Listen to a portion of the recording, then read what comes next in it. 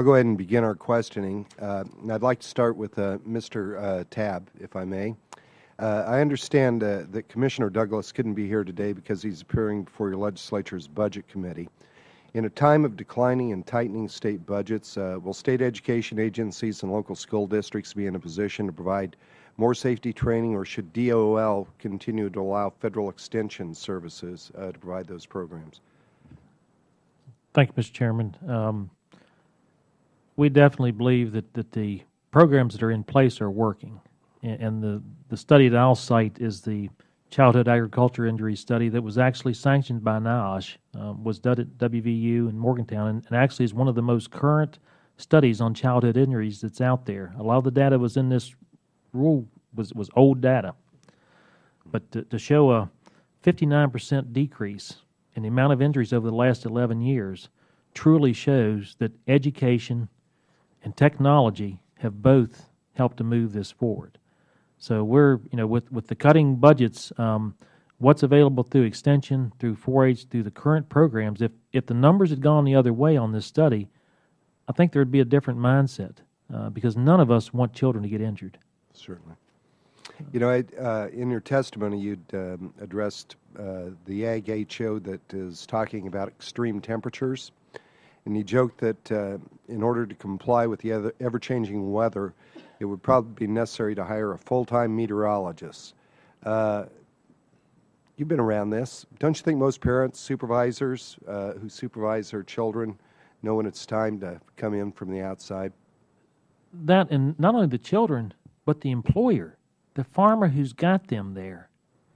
If he doesn't keep his help, whether it's his own children, over 16, over 18, 14 to 16, if he doesn't keep them hydrated and in reasonable accommodations, you're not going to get any work. You don't get productivity. I furnish the Gatorade and that type thing to them, but it's, I just can't understand.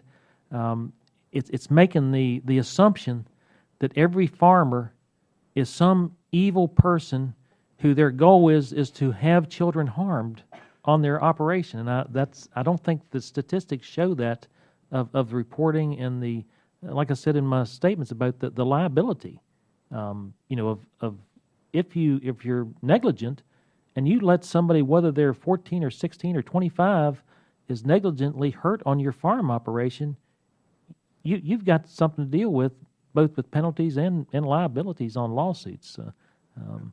Thank you. I appreciate that. Thank you, Mr. Chairman. Ms. Chin, I'm glad. We probably have some other people in here that knows what buck and bales mean, so not to get you. Appreciated that. Everyone has testified today that they're not only farmers but also a parent. In your experience, do other blood relatives such as grandparents, aunts, uncles all share that same level of concern for well-being of our children? They do. I love my children more than anything in this world, and I'd never do anything to put them in harm's way. The government doesn't have to tell you to care about your children? No, they don't. Okay. But my mother-in-law, she's more possessive of my children's safety than I could ever think about being. Someone made that comment earlier about being a grandparent and not letting your grandchildren do what your children do. My mother-in-law is a perfect example of that. My husband started going out in the hog lot, out in dirt lots at the age of 5 behind his mom and dad. Luckily, because of science and technology, we've been able to move our hogs indoors now in a climate control computer system that keeps it like air conditioning in the summertime, and it's heated in the winter. So it's year-round 70 degrees inside our hog barns. That's a very safe environment for our children to be in. But my husband, as a child, didn't have that luxury.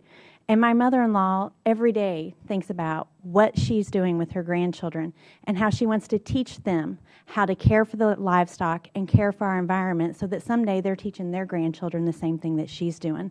She would never, ever put our children in harm's way. She'd never tell them to run in front of a tractor? Or... It's interesting you brought that up. My children learned at a very young age to get out of the way of a tractor.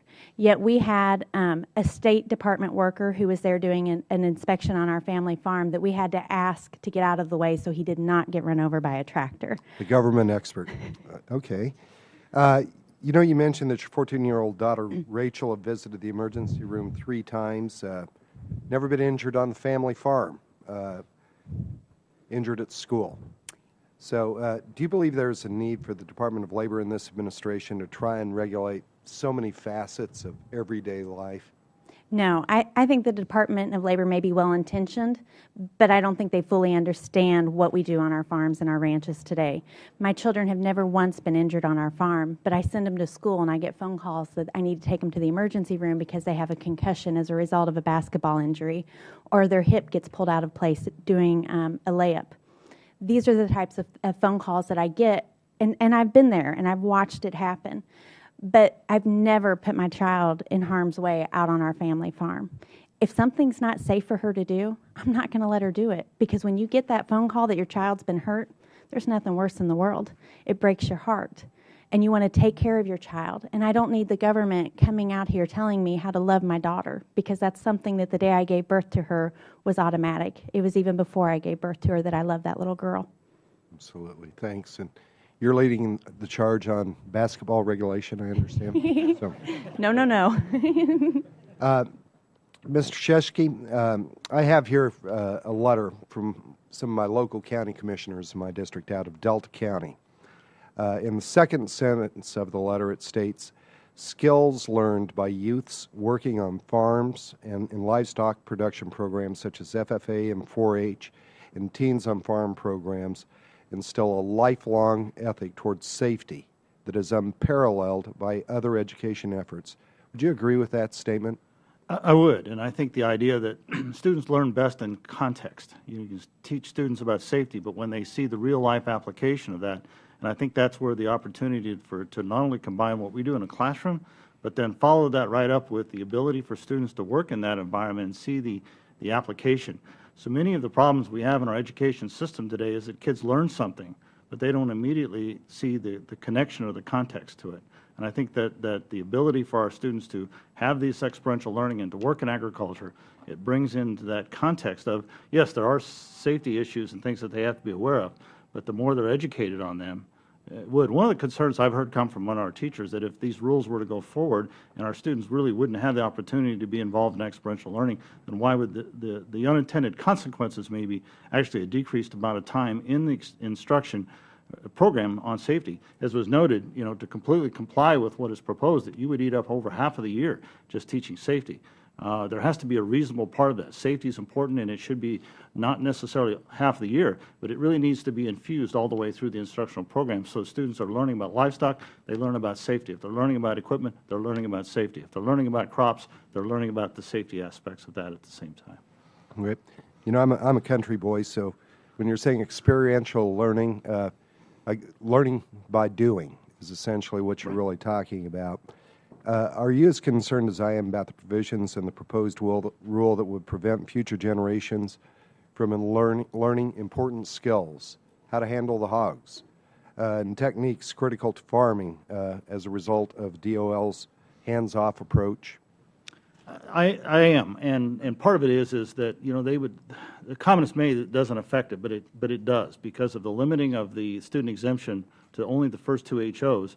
Imagine how difficult it would be to place a student in a work situation, employment situation, working on a farm, where the list of things that they could not do was longer than the things they could do. And so that's where I think we would like to see, if they do go forward with this many HOs, that student learner cover as many of them that it really makes sense to.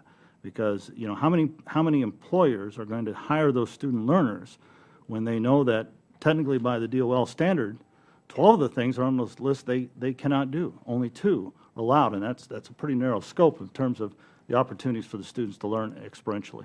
Great. Thank you. Mr. Ebert, a common comment we hear from stakeholders is typically a lack of initial outreach by federal agencies.